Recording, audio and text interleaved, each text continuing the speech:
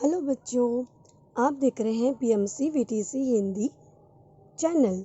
बच्चों, वीडियो देखने के बाद आपको क्या करना होगा यह मैं आपको बताती हूँ। बच्चों, आपको वीडियो देखने के बाद डिस्क्रिप्शन बॉक्स में इस वीडियो के घटक से संबंधित कुछ आसान प्रश्न दिए गए हैं, उन्हें आपको अपनी कॉपी में हल करना होगा। और साथ ही साथ में वीडियो के डिस्क्रिप्शन बॉक्स में वीडियो से संबंधित एक छोटा सा गूगल फॉर्म दिया गया है, जिसकी लिंक आपको दिया है। आप अपने मतों के द्वारा हमें बताइए कि आपको वीडियो कैसा लगा। और साथ ही में बच्चों, आपको बीएमसी वीटीसी हिंदी चैनल को लाइक एंड सब्सक्राइब करना बिल्कुल ना भूलें, जिससे कि आपको हमारे सभी नए वीडियो की जानकारी प्राप्त हो जाएगी।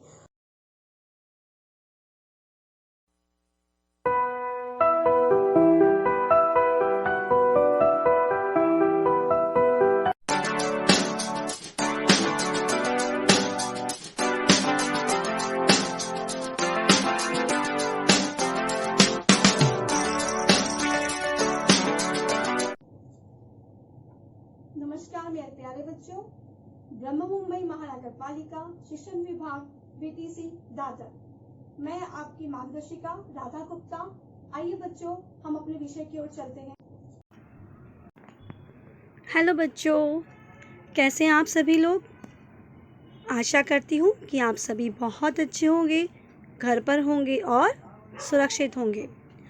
तो बच्चों, जैसे कि आपको पता है कि आपकी जो कक्षा है वह सबसे पहले आपको स्क्रीन पर दिखाई देगी। आज की हमारी कक्षा है बच्चों कक्षा 7वीं, विषय भाषा हिंदी। और आज का हमारा पाठ है बच्चों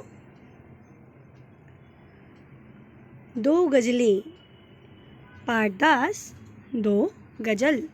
आप और मैं हूँ आपकी मार्गदर्शिका राधा गुप्ता, MCGM वर्चुअल दादर से। तो चलिए बच्चों, आज हम पढ़ेंगे दो गज़लें। आपने बहुत सी कहानियाँ, गाने, है ना, कविताएं और हँसमुख कविताएं, हास्य कविताएं, शोक कविताएं, शोक गाने इत्यादि कई प्रकार के गाने कविताएं आपने सुने होंगे ना बच्चों। तो वैसे ही हमारे जो लेखक हैं, इनके बारे में एक संक्षिप्त जानकारी मैं आपको बता रही हूँ। इस दो गज़ल के जो लेखक हैं उनका नाम है डॉक्टर कुंवर बेचैन। इसके जो लेखक हैं डॉक्टर कुंवर बेचैन, इनका जन्म 1 जुलाई 1942 में मुरादाबाद उत्तर प्रदेश में हुआ था। इनकी अनेक रचनाएं हैं, उसमें शामियाने कांच के, धूप चली मीलों तक, शब्द एक लालटेन, पर्स पर तितली, मरकतद्वीप की, नीलमणि आदि परिचय कुंवर जी ने विविध सम्मान पुरस्कारों से पुरस्कृत तथा गज़लकारों में प्रमुख हस्ताक्षर इनका है। प्रस्तुत गज़लों में बेचैन जी ने बेटियों के महत्व और ज़िंदगी जीने के तरीके को बड़े ही मार्मिक एवं सुंदर ढंग से दर्शाया है। इसमें बच्चों, जो हमारे जो लेखक हैं वो बहुत बड़े गज़लकार भी हैं और इन्होंने बहुत सी गज़लें लिखी हुई हैं, जिसमें कि एक गज़ल अभी हम छोटी सी पढ़ने जा रहे हैं। तो हमारी आने वाली जो गज़ल है वह शुरू होने से पहले मैं आप लोगों के साथ एक सुविचार पर चर्चा करूंगी। सुविचार है बच्चों, एक शिक्षित लड़की ही एक शिक्षित माँ बनती है और एक शिक्षित माँ ही सभ्य समाज के निर्माण में अपना महत्वपूर्ण योगदान देती है। तो बच्चों, जैसे हमारा एक सुविचार लिखा हुआ है कि यदि एक शिक्षित जो लड़की होती है वो ही एक पढ़ी लिखी मम्मी बनती है, एक माँ बनती है। जब माँ पढ़ती है बच्चों तो पूरा घर पढ़ता है, और जब पूरा घर पढ़ता है तो हमारा समाज पढ़ता है ना। तो ये जो सुविचार है ये बिल्कुल सही है ना। तो चलिए बच्चों, इसी सुविचार के साथ हम दो गज़लों की सबसे पहली जो गज़ल है बेटियाँ, इसे पढ़ेंगे और थोड़ा समझेंगे। बेचैन जी कैसे बताते हैं हमारे इस देश की बेटी के बारे में। आपने देखा है बच्चों की बहुत ही तेज़ी से बहुत विविध विविध क्षेत्रों की ओर हमारे देश की जो बेटियां हैं वो आगे बढ़ती ही जा रही है। हम कोई भी क्षेत्र देख लें, चाहे शिक्षा का क्षेत्र हो, अभी पायलट हैं, ट्रेन चलाती हैं लड़कियां, बस चलाती हैं। हमारे देश की सीमाओं पर भी लड़कियां अब खड़े रह कर के हमारे देश की सुरक्षा करती हैं। डॉक्टर हैं, इंजीनियर हैं, ऐसा कोई भी क्षेत्र नहीं है जहां पर लड़कियों ने अपना योगदान नहीं दिया हो। आप इस बात को मानते हैं बच्चों? क्योंकि बच्चों हमारे देश में लड़कियां भी बहुत तेज़ी से उन्नति कर रही हैं। तो इन्हीं लड़कियों के लिए बेचैन जी ने जो कुछ बहुत ही महत्वपूर्ण और गज़ल के रूप में प्रस्तुत किए हैं, कुछ पंक्तियां हम पढ़ेंगे और समझेंगे। है ये पूजा घर का आंगन, बेटियां त्रिजाओं जैसी पावन बेटियां। है ये पूजा घर का आंगन, बेटियां त्रिजाओं जैसी पावन बेटियां। जैसे इस वाक्य में बताया है, इस पंक्ति में बताया है कि जो बेटियां हैं वो एक मंदिर के घर के सामने जैसे एक आंगन होता है, हमने आंगन देखा है कितना सुशोभित होता है, वहाँ पर प्रकाशमय होता है। उसी प्रकार से जो हमारी जो बेटी है वो हमारे घर का इतनी पवित्र हैं कि वह पूरे परिवार को पवित्र करती है। त्रिजाओं जैसी पावन बेटियाँ, जिस प्रकार से वेदों और वेद मंत्र होते हैं वो कितने पवित्र होते हैं, हम उन्हें कितना पवित्र मानते हैं। उसी प्रकार से बच्चों हमारी जो देश की बेटियां हैं, जो हमारी बहन हैं, मम्मी हैं, माँ हैं, मौसी हैं, ये सभी जो बेटियां हैं यहाँ उसी की तरह बहुत ही पवित्र हैं। आप तो सारी दुनिया ही कहने लगी, जग की दौलत से बड़ा धन बेटियां। अब तो सारी दुनिया ही कहने लगी, जग की दौलत से बड़ा धन बेटियां। किसी ने सच ही कहा है बच्चों कि हमारी जो बेटियां हैं वो दुनिया का कितना भी दौलत तुम लेकर आ जाओ फिर भी वो अनमोल हैं, उनका कोई मोल नहीं लगा सकता, है ना। तो दुनिया की सबसे अनमोल वस्तु और क्या है? अनमोल चीज़ें हमारी बेटियां। बहुत ही अच्छे और सही ढंग से बेचैन जी ने हमें बताया और समझाया है। उनकी अगली कड़ी में है, सामने आई तो याद आ जाएगा बड़े बूढ़ों का बचपन बेटियां। सामने आई तो याद आ जाएगा बड़े बूढ़ों का बचपन बेटियां। जिस प्रकार से बच्चों हम लोग देखते हैं कि हमारे घर में छोटी बहन होती है या बड़ी बहन होती है, वो आपके साथ खेलती है, कूदती है, तो हम लोग देखते हैं कि हमारा बचपन, हमारे मम्मी पापा दादा दादी कोई भी रहता है तो क्या कहता है कि अरे हम भी ऐसा ही करते थे, हम भी इसी प्रकार खेलते थे, अरे इसे देखो तो मुझे मेरा बचपन याद आ जाता है। वो लोग बच्चे बन जाते हैं। जो बड़े लोग होते हैं ना, बच्चों के साथ खेलते खेलते, बेटियों के साथ खेलते खेलते ये भूल जाते हैं कि वो बड़े हैं, वो भी बच्चे ही बन जाते हैं, क्योंकि उनको बच्चे बनाने का जो एक शक्ति होती है वो छोटी प्यारी बेटियों में ही सबसे ज़्यादा होती है। दो घरों की छवि बनाने के लिए दो घरों के एक दर्पण बेटियां। दो घरों की छवि बनाने के लिए दो घरों की एक दर्पण बेटियां। देखो कितने बड़े बात को इन्होंने इस दो लाइन में बताया है बेचैन जी ने बच्चों, कि दो घर जो होते हैं, आपको तो पता है कि बेटियों की शादी जब हो जाती है तो उसका एक घर हो जाता है मायका, है ना, और दूसरा घर उसका हो जाता है ससुराल। हमने देखा है कि जब लड़की दूसरे घर जाती है तो उसके लिए दो घर हो जाते हैं। तो ये दोनों घर को संभाल कर रखना, अपनी जिम्मेदारियों को बनाए रखना, और चाहे मायके का घर हो चाहे ससुराल का घर हो, फिर दोनों घरों में का जो एक प्रतिबिंब है, जो एक दर्पण है, वो होती है बेटियां। हम जब बोलते हैं कि आप कभी आपने सुना भी होगा, कभी मम्मी को पापा बोलते हैं कि आप अपने घर से सीख के नहीं आई हैं, तो क्या होता है, कोई चीज़ बताने या दर्शाने के लिए अरे हमारे मम्मी ने हमें ये सिखाया, ऐसा करवाया। जब मम्मी बोलती हैं तो वो क्या बोलती हैं कि मैं जिस घर से आई हूँ, हमारा जो मायका है, वहाँ पर हमें ये सीखने को मिला है।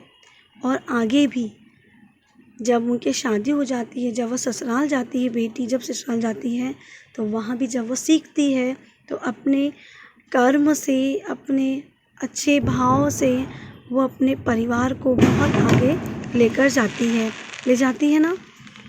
ऐसी होती है प्यारी बेटियाँ, दोनों घरों का दर्पण होती हैं बेटियाँ।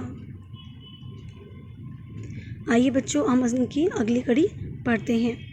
अपनी मेहनत से बनाती हैं ये एक जंगल को भी उपवन बेटियाँ। अपनी मेहनत से बनाती हैं ये जंगल को भी उपवन बेटियाँ। आपने देखा है बच्चों कि हमारी मम्मी घर में कितना काम करती हैं। कोई भी सामान हो वो अस्त व्यस्त रखा होता है तब मम्मी जमाती है। खाना बनाना हो, सुबह से शाम तक आप लोगों को देखना हो, समझना हो, तो ये सारा जो कार्य करती है वो मम्मी ही करती है। उन्हें कोई तकलीफ़ होती है ना तो भी वो कार्य करती ही रहती है ना।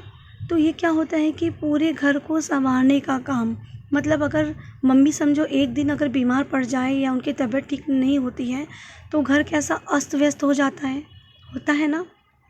देखा है आप लोगों ने, कभी महसूस किया है? कभी आप देखिए, अगर आपकी मम्मी ने कोई एक दिन या 2 दिन वो काम नहीं करती हैं तो कोई भी सामान कहीं पड़ा है, कोई चीज़ कहीं पड़ी रहेगी, आपने अच्छे से खाना नहीं खाया रहेगा, या कोई और प्रॉब्लम्स में आपको दिखाई हमारे घर पे ही देती है ना। ये क्यों, कैसे होता है? जब मम्मी मेहनत नहीं करती है, जब दीदी मेहनत नहीं करती है, जब मौसी, मामी, भाभी, हमारे जो घर में लड़कियां हैं, नारी हैं, वो अगर कार्य ना करे तो हमारा घर सच में जंगल बन जाएगा ना। लेकिन वो कार्य करती है अपनी मेहनत से, इस पूरे परिवार को संभाल के वो इस जंगल को भी संभाल कर उपवन बना देती है। मतलब एक बगीचे की तरह से संवार कर, सजा कर रखती है। जिस तरह बगीचे में अलग प्रकार के फूल खिलते हैं, पेड़ पौधे होते हैं, पशु पक्षी हमें दिखाई देते हैं, तितली उड़ती दिखाई देती है ना। तो ऐसे सुंदर सा और अच्छा मनमोहक लगने लग जाता है। उसी प्रकार से हमारा जो घर है उसमें हमारी मम्मी, दीदी, मौसी, ये सभी लोगों की मेहनत से ही हमारा जो घर है वह बगीचे की तरह सुंदर लगने लग जाता है। खुश्क रेगिस्तान सी है ज़िंदगी और रिमझिम मस्त सावन बेटियाँ। खुश्क रेगिस्तान सी है ज़िंदगी और रिमझिम मस्त सावन बेटियाँ। बच्चों, आप लोगों ने देखा है मम्मी को कितना भी तकलीफ़ हो, बहन को, दीदी को, घर पर सपोज़ मम्मी नहीं है तो होता क्या है कि अगर नहीं है तो भी आपकी बहन, अगर उनकी जब भी तबीयत ख़राब रहेगी तो उठेगी और फिर भी आपके लिए कुछ ना कुछ बना के खिला कर देती है। मम्मी को अगर तकलीफ़ होती है तो भी वो उठकर कार्य करती ही है। वो कितने भी तकलीफ़ में हो, परेशान हो, वो कभी हार नहीं मानती। उनकी ज़िंदगी में कहीं हंसना हो ना हो, लेकिन आपके लिए ज़रूर हंसती हैं। आपको अगर चोट लग जाए तो वो ज़रूर रोती है ना। तो ऐसे ही होती है एक बेटी, एक माँ, जो कि खुश ज़िंदगी उनकी कैसी भी हो, एकदम दुखी से भी रहेगी, अंदर से वो अपने आप को निराशाजनक भी कभी महसूस भी करेगी, लेकिन नहीं, जब आप आ जाते हो स्कूल से तो पहले आपके साथ बैठेगी, आपसे बात करेगी कि बेटा क्या हुआ था आज स्कूल में, कैसे पढ़ाई हुई, क्या हुआ। अरे जबकि वो पूरा दिन काम करके थक जाती है, शाम को आप स्कूल पहुंचोगे, जब स्कूल से घर पहुंचते हो तो देखते हो ना मम्मी कैसे आती है, या पापा जब आते हैं तो वो किस तरह से मम्मी फटाफट दौड़ के उनके लिए पानी लेकर आती है, होता है ना। वो कितना भी थक जाती है ना, फिर भी अपनी थकान को, सभी को भूल करके वो बस एक रिमझिम मस्तानी सावन की तरह हंसती है, खेलती है। और बेटियां भी कुछ इसी प्रकार से हमारे घर में एक रोशनी का बनाए रखती है। इतनी प्यारी पंक्तियों में और बहुत समझा करके बेचैन जी ने हमें बताया है। जन्म से ही साथ लाती हैं कुंवर फूल सा तन, मोम सा मन बेटियाँ। जन्म से ही साथ लाती हैं कुंवर फूल सा तन, मोम सा मन बेटियाँ। बच्चों, यहाँ पर भी उन्होंने बहुत ही अच्छे से और सरल भाषा में बताया है कि जो बेटियाँ हैं ना, वो कभी कठोर नहीं होती, उनका स्वभाव कभी कठोर नहीं होता। वो हर एक कार्य को, चाहे अगर आपने उन्हें मार दिया, समझो भैया ने अगर मार देते हैं बड़े भैया, तो भी वो रोएगी और चुप होके बोलती है, भैया ऐसा नहीं, मेरे पास तो ये चॉकलेट नहीं थी इसलिए मैं रो रही थी। इतना प्यारा उनका मन होता है बेटियों का, बच्चियों का, कि वो अपने सभी रूप से हर एक व्यक्ति को हर्षाने का मनोबल रखती है। आइए बच्चों, अब इसका एक गज़ल समाप्त होता है, हम दूसरी गज़ल की ओर चलते हैं। यहाँ पर कौन दिख रहा है बच्चों? हाँ, यह एक बच्चा है, लड़का है, जो कि अपने आप को किस में देख रहा है? दर्पण में, आईने में। तो दूसरी का गज़ल का नाम है बच्चों असर। असर कोई भी चीज़ों का किस प्रकार से किसी वस्तु पर, किसी प्राणी पर किस प्रकार का असर पड़ जाता है, इस बात को समझाने के लिए बेचैन जी ने बहुत ही सरल शब्दों में पंक्तियों को बताया हुआ है। जैसे उन्होंने बताया है, जिंदगी की राहों में खुशबुओं के घर रखना, आँखों में नई मंजिल, पाँवों में सफ़र रखना।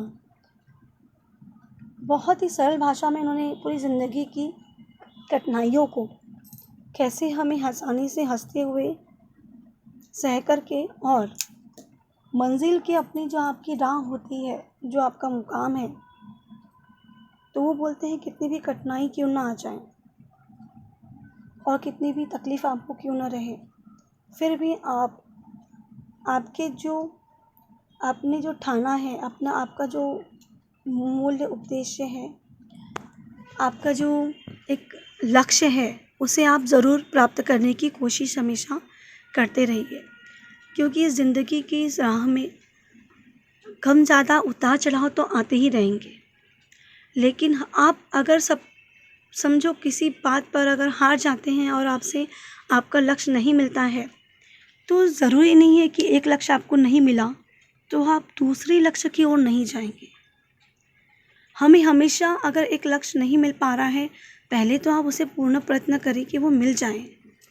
अगर आपको ना मिले तो भी आप हमेशा कोशिश करें कि आपका नए लक्ष्य को बनाएं। ऐसा ना हो कि आप उसी एक लक्ष्य को लेकर के बैठ जाएं और सारा दिन समय उसी में लगा दें और अपनी ज़िंदगी को हमेशा आगे बढ़ाते रहें। सिर्फ छाँव में रहकर फूल भी नहीं खिलते, चांदनी से मिलकर भी धूप की खबर रखना। देखिए बच्चों, यहाँ पर इस दूसरे पंक्ति में बेचैन जी ने बहुत सरल शब्दों में बताया है कि छाँव में रहकर भी फूल नहीं खिलते। यदि आपको दुनिया की में कहीं कुछ सफलता प्राप्त करनी है ना बच्चों, तो हमेशा एक छाँव में, मतलब एक सुखद जीवन में जीने की ज़रूरत नहीं है। आपने देखा होगा कि बुद्ध जी, वो भी इतने ऐशो आराम में वो ज़िंदगी जी सकते थे, परंतु उन्होंने ऐसा नहीं किया। वो अपनी ऐशो आराम की जब ज़िंदगी को छोड़े, तभी तो उन्हें अपनी ज़िंदगी का सही लक्ष्य मिला और उन्होंने कितने लोगों को परिवर्तन किया, उनका मन, उनके विचारों को, है ना। इसी प्रकार से जब आप कुछ भी ज़िंदगी में अगर पाना हो, तो हमेशा ये बात ध्यान रखेंगे कि हमें छाँव में एकदम सुख में रह कर के हमें किसी बात में ये नहीं पता लगेगा कि सच में दुख होता क्या है।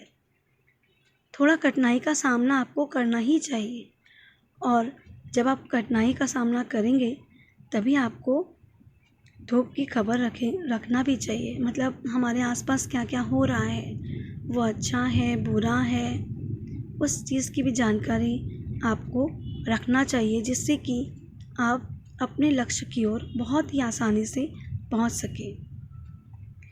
क्योंकि सुख में रह कर के दुख किसे कहते हैं, वो हम कभी नहीं समझ सकते। जिस प्रकार से इन्होंने बताया है कि छाँव में रहकर फूल भी नहीं खिलते। कभी भी हमने देखा है यदि फूलों को छाँव में रख देना तो वो मुरझा जाएंगे, है ना, उन्हें धूप चाहिए। इसी प्रकार से कोई भी लक्ष्य को प्राप्त करने के लिए, कोई भी हमारे कार्यों को सफल बनाने के लिए हमें सुख और दुख की जो सीढ़ी है वो उसमें चलकर ही हो पाती है। तो आइए बच्चों, अब हम आगे अगली पंक्ति की ओर चलते हैं। दाग सिर्फ औरों के देखने से क्या हासिल, अपना आईना तू खुद पे भी ज़रा रखना। दाग सिर्फ औरों के देखने से क्या हासिल, अपना आईना तू खुद पे भी ज़रा रखना। हमने देखा है ना बच्चों कि कई लोग होते हैं जो कि दूसरे पर हमेशा दोष निकालते रहते हैं, बोलते रहते हैं कि अरे तुम तो ऐसे हो, तुम्हारे से कार्य नहीं हो पाएगा, तुम ये क्यों कर रहे हो, ये करना नहीं चाहिए।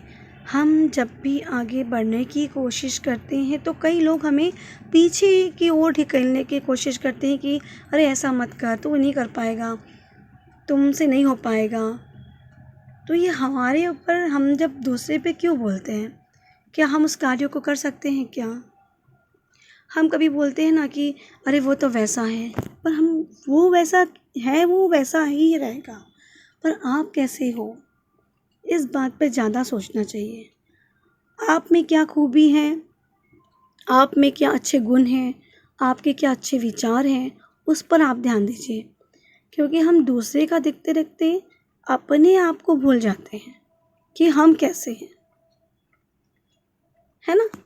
हम कैसे हैं, पहले हमें अपने आप को देखना और समझना बहुत ज़रूरी है। अगर हम अपने आप को देख समझ लेते हैं कि हम कैसे हैं तो सीधी सी बात है बच्चों, हमने अपने आप को संवारा। अगर हर व्यक्ति यदि अपने आप को संवार ले, अपने आप को बना ले, तो अपने आप ही पूरा समाज बन जाएगा अच्छे से।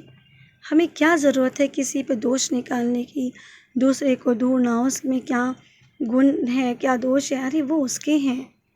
तुम कैसे हो, तुम्हें कैसे होना चाहिए, तुम में क्या कमी है, उसे क्या तुमने पूर्ण किया। इन सब बातों पे थोड़ा सोच करके उस पे ही कार्य करें। लोग जन्म लेते ही पंख काट देते हैं, लोग जन्म लेते ही पंख काट देते हैं। बहुत मुश्किल, बहुत मुश्किल है बाजुओं में खम रखना, बहुत मुश्किल है बाजुओं में खम रखना। बच्चों, हमने देखा है कि बचपन से ही बच्चों को या मतलब लड़कियों को अरे ऐसा नहीं करना, वैसा नहीं करना, वहाँ नहीं जाना, ये आपने क्यों किया। ऐसा लड़के ही नहीं, लड़कों के साथ में भी होता है। बहुत लोग बोलते हैं कि ये तुमने क्यों किया, ऐसा क्यों किया, ऐसा करना ही नहीं चाहिए था आपको, अगर आपने ऐसा किया है तो देखो इसका परिणाम कैसा हो रहा है। ये सब बातें हमें बचपन से बोलते रहते हैं लोग, टोकते रहते हैं। ठीक है, जहाँ कहीं हम गलत हैं तो वो ठीक है, परंतु हर वक्त हर जगह पर ये सही नहीं होता। क्योंकि बहुत से लोग आपको इस प्रकार भी मिलेंगे दुनिया में जो कि आपको जीतने ही नहीं देंगे और आगे बढ़ने ही नहीं देंगे। फिर भी आपको इन सभी बातों को भूल करके हमेशा कोशिश ये करनी चाहिए कि कितने भी आपके कार्य की ओर रुकावटें क्यों ना आएं, फिर भी अपने बाजुओं में खम रखना, मतलब हिम्मत रखना। बच्चों, आप हिम्मत करते रहिए। आपने देखा होगा कि जो बंदर होते हैं, जो बंदर नहीं, जो चींटे होते हैं, चींटे देखा है आप लोगों ने, चींटे कैसे, जब वो कोई एक चींटा ऊपर चढ़ता है ना तो उसके पीछे से दूसरा चींटा उसे उसकी टांग पर खींच देता है और उसे नीचे गिरा देता है, होता है ना ऐसा। तो यहाँ पर क्या होता है कि वो चींटे कभी भी बाहर नहीं निकल पाते किसी चीज़ से। उसी प्रकार से ये जो व्यक्ति हमेशा दूसरे पे कोशिश करके उसको हमेशा मतलब नीचे गिराने की ओर जाता है ना, तो वो खुद भी नहीं बढ़ सकता। और ऐसे व्यक्तियों से हमें हमेशा बचना चाहिए और अपनी कोशिश करना चाहिए कि हम उनसे दूर रहें। और आप हमेशा अपनी इन सभी बातों को भूलकर आपका जो लक्ष्य हो उसी में आप आगे बढ़ते चले जाएं। कैसी लगी बच्चों ये पंक्तियाँ आप लोगों को? एक गज़ल में बहुत गहराई से उन्होंने बहुत कुछ समझाया और बताया हुआ है। ये ना हो कि तेरे ये शब्द अर्थ खो बैठे, ए कुंवर तू सच कहकर बता में बात में असर रखना। ये ना हो कि तेरे ये शब्द अर्थ खो बैठे। ए कुंवर तू सच कहकर बात में असर रखना। इन्होंने बहुत ही अच्छे से बताया है बच्चों। इन सभी वाक्यों में हमने देखा है जो दुनिया की सच्चाई है, बहुत ही संक्षिप्त में और बहुत ही सरल भाषा में इन गज़लों के रूप में बेचैन जी ने वो जो प्रस्तुत किया है वो बहुत ही अच्छी है। उन्होंने अंत में हमें बताया है कि आप कभी भी जो भी आप बोलें वो सही हो। आप जब भी कभी किसी से कोई बात कहें ना, वो सच हो।